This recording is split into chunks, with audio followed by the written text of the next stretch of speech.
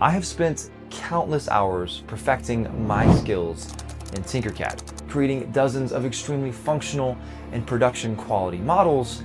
However, a while back, I began to ask myself, is TinkerCAD holding me back? Since you are watching this video, I'm assuming you are in the exact same boat. You purchased a 3D printer on a whim, or you were just super pumped about melting plastic in your house so you can breathe it in, since you don't get enough in your food. After a while of printing off the standard models that you get on your printer, like the good old Benchy, or whatever knick-knacky crap you might find on MakerWorld, you start thinking of the idea of making your very own models. From here, you stumble across the colorful logos of TinkerCAD, and you are enraptured by its simple coloring and design, giving you the comforts that you are just in a program about playing with shapes. You know, that thing we used to do as kids before we could speak. Well, now it is the exact same thing, just wrapped up as a CAD program for the children that are now adults. And there are a ton of amazing things you can do with TinkerCAD. It is a very capable software. Since you are able to modify any shape, you just need a little creativity to create the exact structure and shape that you want. You can create your very own fillets, chamfers even, holes, and overall entirely complicated designs. The only thing it takes is time. This is where I started to think after creating some really similar shapes in different projects. I started to realize I was going through the exact same process of creating filleted edges on a box, which that process takes a minute. And then if you need to change the size or dimensions of a shape, well, then everything else is going to be off unless you go back and resize everything else. And if not, well, then your entire model is kaput. After I had all these issues pop up, I began to wonder, is there an easier way? Lo and behold, there was.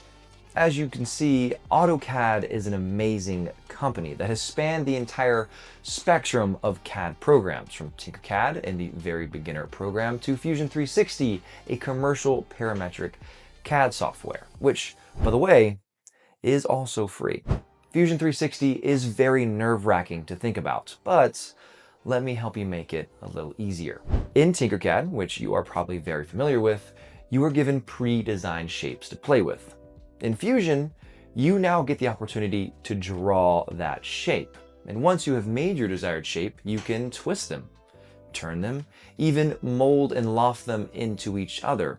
The opportunities are endless. You can even fillet an entire model with the click of a button. You can create any type of hole that you want for either connecting parts together or for screwing things down. Fusion has truly endless possibilities, and these are pretty easy to grasp if you have the right mindset.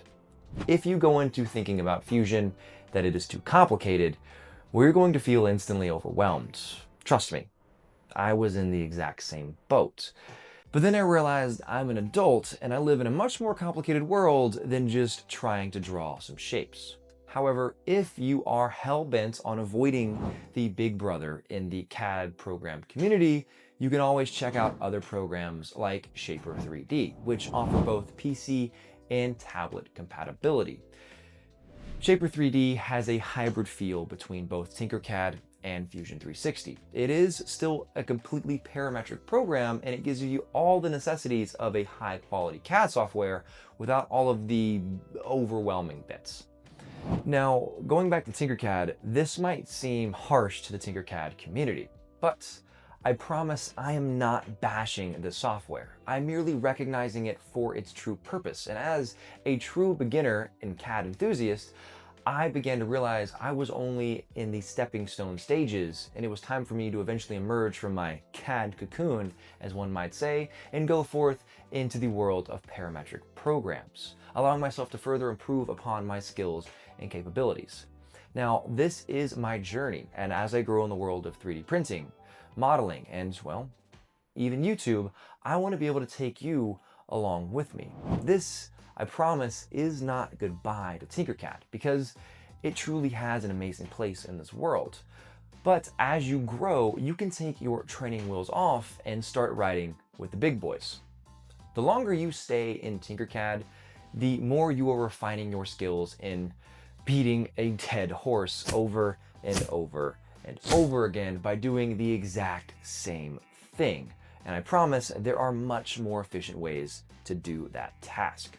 Now, I plan on creating my very own 3D modeling beginner course that takes you slowly from TinkerCAD into a more mature CAD software like Fusion 360 or Shaper 3D, whatever you guys might prefer. I am curious what you guys think about that idea, and I want to hear your ideas in the comments down below.